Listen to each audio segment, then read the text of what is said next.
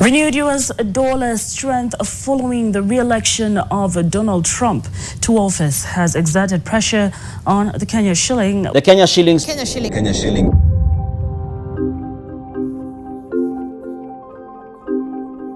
Hey guys, it's Xander over here, and I like yapping a lot about history, and I just want to put this out first. Hey, so we all know the whole story of the Kenyan currency, the Kenyan shilling, right? And it's something that is so normal to us of late.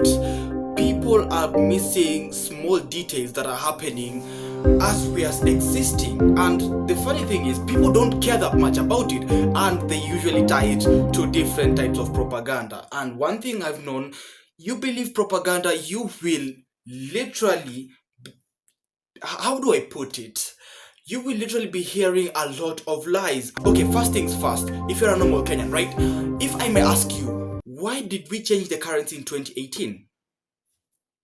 Like, why was the face of the Kenyan shilling changed in 2018? A lot of people would say, oh, this was BBI propaganda. You'd be wrong. A lot of other people would say this was a way for money laundering, so that the government, the high officials in the government, can launder money. Okay, yes, they did, but like, that wasn't the primary thing. Heck, the fact is, the whole situation we changed the money in the first place was because of the 2010 constitution. At exactly 10:23 a.m., the president made the statement that the country had been yearning for over 2 decades.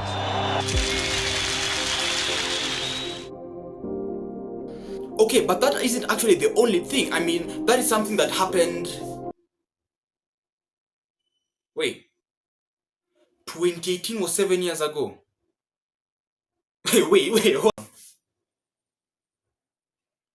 2018 was 7 years ago. Anyways, but that's something that affected us 7 years ago. But people don't actually know this, but the whole history of the Kenyan shilling has actually had a lot of these situations. And it doesn't span like 7 or like 10 years or 20 years. It spans 100 years. Oh yeah, no. Okay, that's the whole current value of the Kenyan shilling. When you look at the base value of the currency that we were using back then, it actually spans 1,000 years. Yes, the whole value system of money in Kenya spans 1,000 years.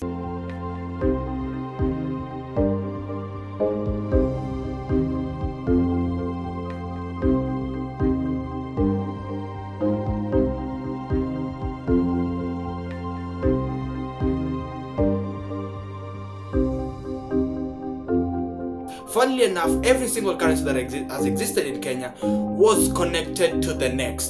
So we can literally place a map of every single currency and the values it would have to the next currency. And the first one that we are going to start with is... Okay, so if you've looked into Kenyan history, you will know that for more than 1,000 years, there has been so much trade going on, not only in the Kenyan coast, but in the interior of Kenya as far as Congo and Uganda.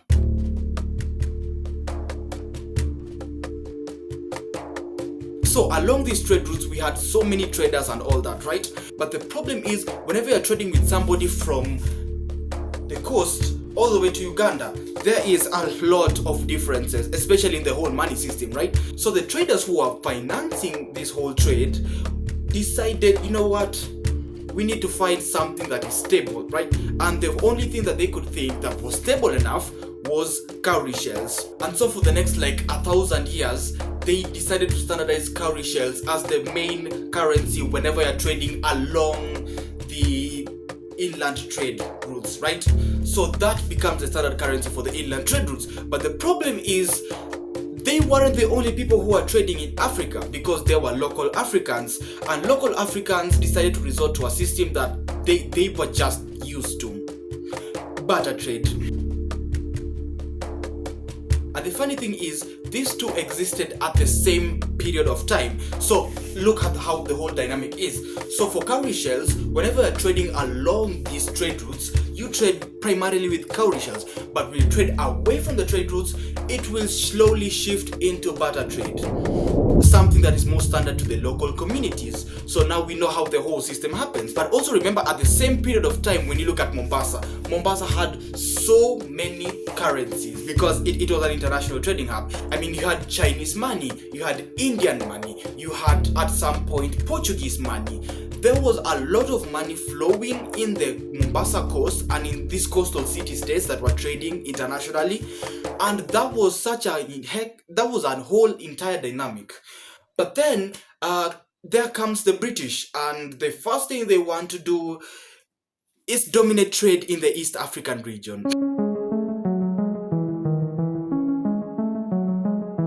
So the late 1890s, Britain are busy being fascinated by this whole entire trade routes, because one, they've realized, oh, there are trade routes inside Kenya. Two, there are literally middlemen inside these trade routes. They are Kamba people, and not only that, but these trade routes lead to a freaking kingdom, something they did not expect to see inside East Africa at that period of time. So now the British are so money hungry and they want to dominate this trade. But the problem is, these people are not welcoming to the British like 100%. So the British people decide to use their slaves for a second time, the Indians. Oh, by what I mean by the second time is that the Indians were the ones who built the Kenya-Uganda railway. So they were left here in Kenya and they were tasked to dominate trade inside Kenya. And they did.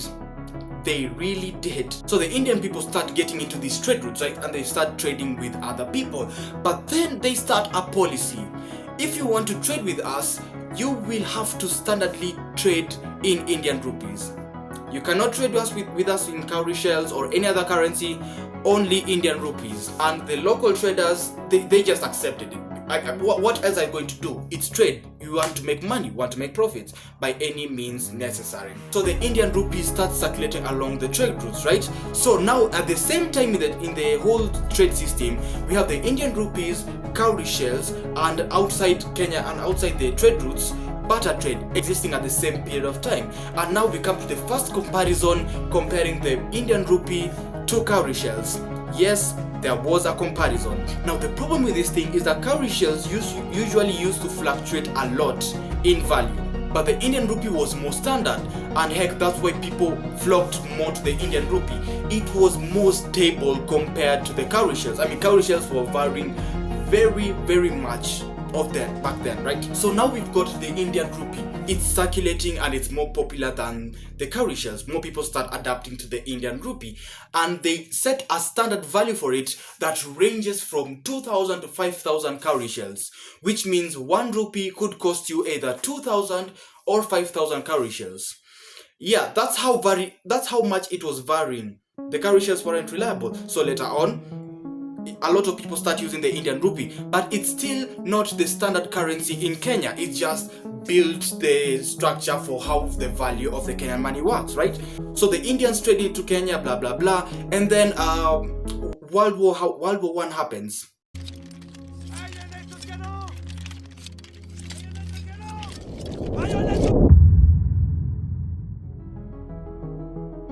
So the Indian people keep on trading, the Indian rupee gets famous, and yeah, World War I happens. Out of nowhere, World War I happens. So after World War I, Britain is broke. It is broke and it needs money. So what does it do? It does the only thing that it knew how to do back then, and tax its colonies. But remember, Kenya was not a colony. Uganda wasn't its colony. Tanzania, which they gained from the Germans after World War I, was still not their colony.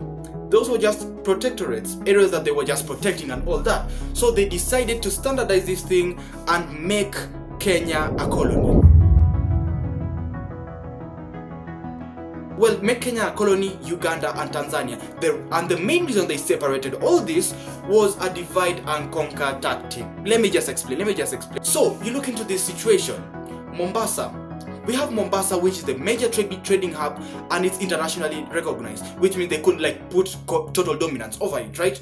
But then you have the middlemen, the Akamba people who are in current day Machakos, and those people are actually one of the major backbones of this entire trade. And then another valuable group was the Buganda kingdom, right?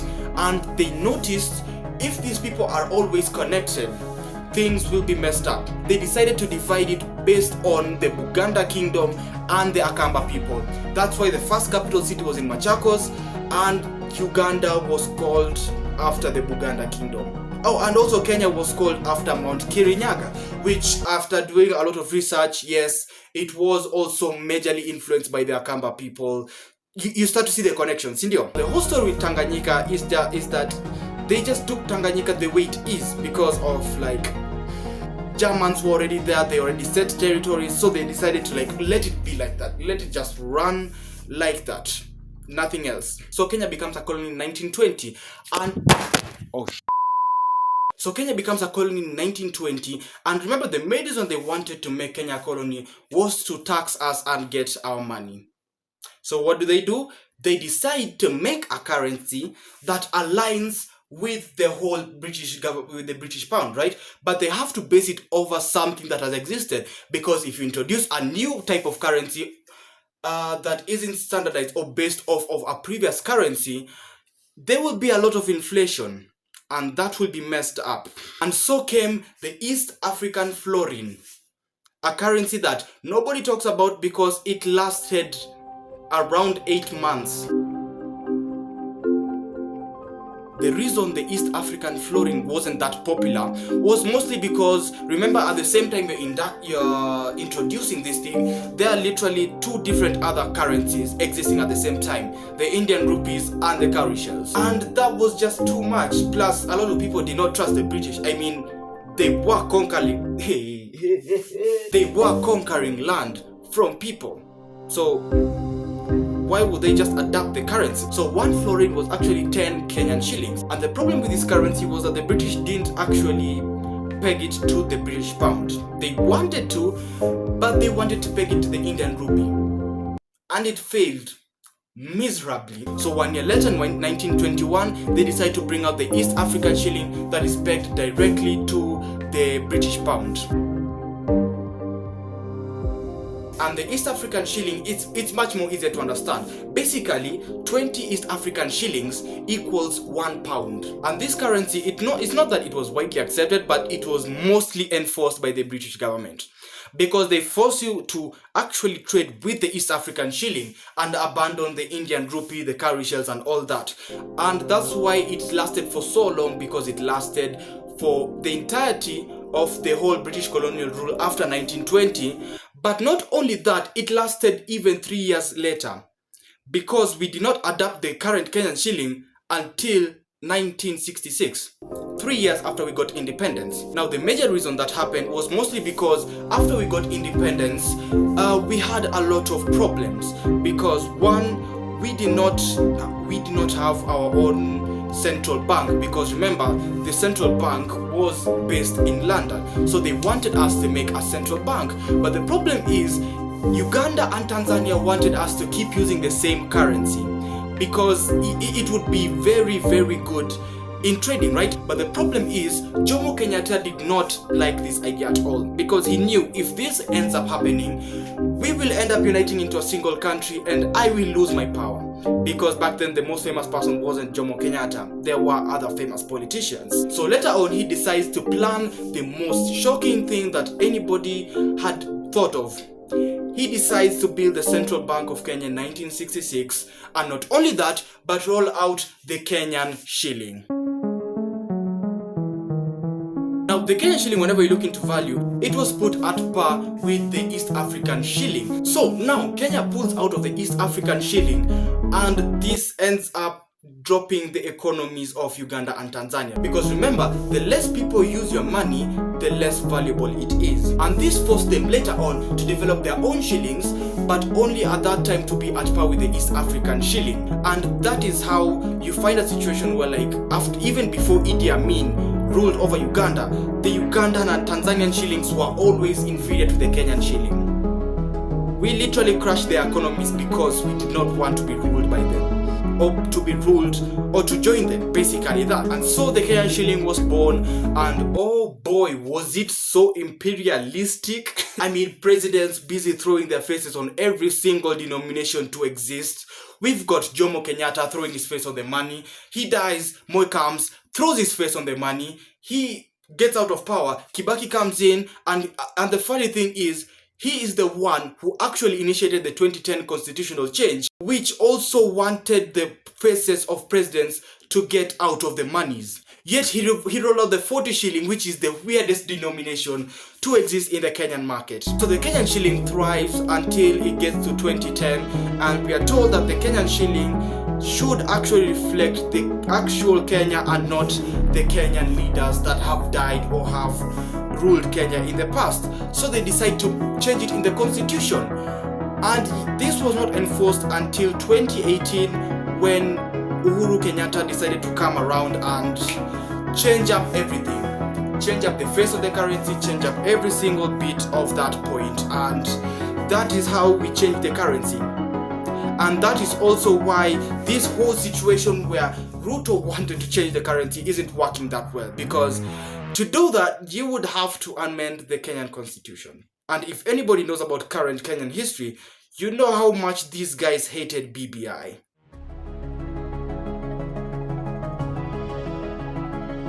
So yeah, that is the whole situation of how the Kenyan shilling came from cowrie shells to what we know today.